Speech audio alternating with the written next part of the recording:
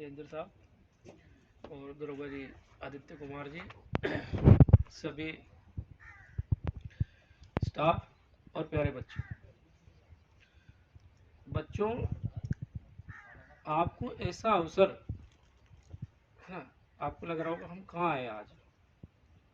ये एक ऐसा अवसर है बेटे जो हमें हमारे आसपास की जितनी भी जैव विविधताएं हैं, है ना, डिफरेंट डिफरेंट टाइप की जैविक चीजें, अगर हम कहें बेटे तो आपको समझना चाहिए कि जीवों में बेटे सारी चीजें आती है। एक पेड़ से लेकर, है ना, एक छोटे पौधे से लेकर और एक छोटा जीव जो पानी में मिलता है।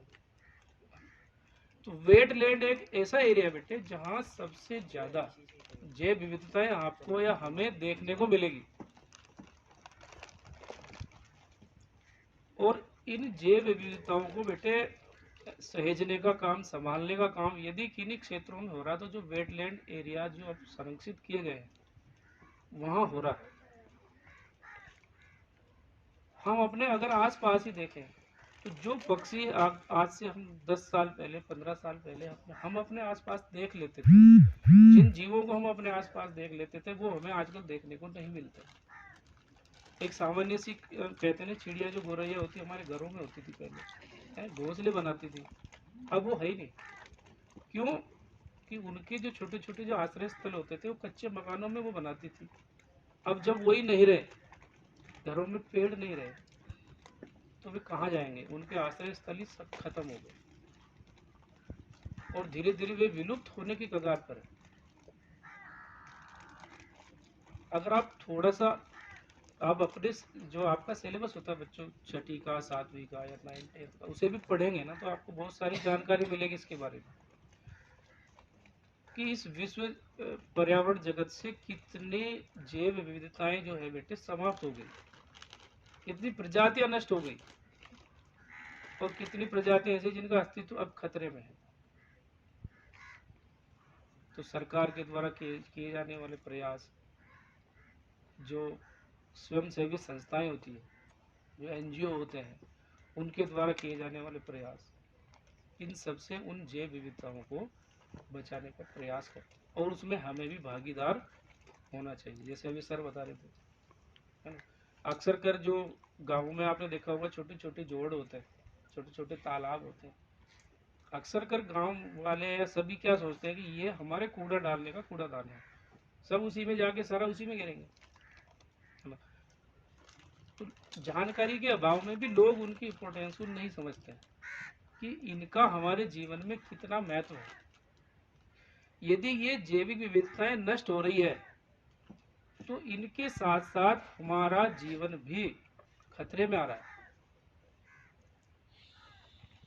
आपने देखा होगा एक बहुत बड़ा पक्षी होता था जिसको गिद्ध कहते थे।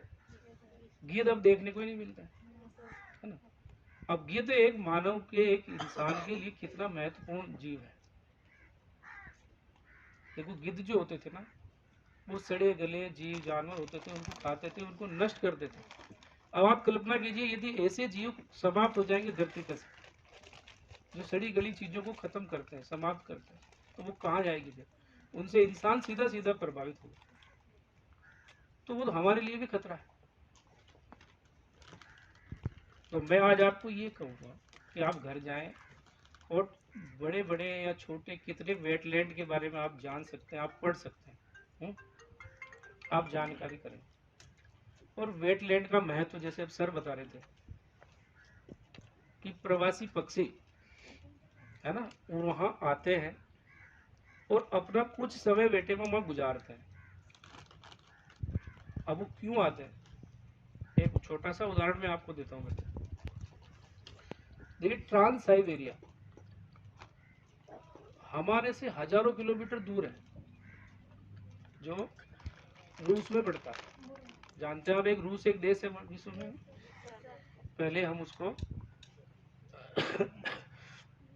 क्योंकि वो बहुत बड़ा देश था पहले, आज भी रूस का अपने आप में बहुत बड़ा एरिया, वहाँ एक एरिया ट्रांस साइबेरिया, वहां से बहुत ज्यादा प्रवासी पक्षी भारत में आते हैं और वो यहाँ आते हैं। यहाँ या तो वेटलैंड एरिया में रहते हैं या जहाँ बहुत ज्यादा पेड़ पौधे वहां रहते हैं। वहां पे पक्षी आते हैं तो करने के लिए क्या आते हैं? देखिए वो ट्रांस साइबेरिया एरिया बहुत ठंडा इलाका है,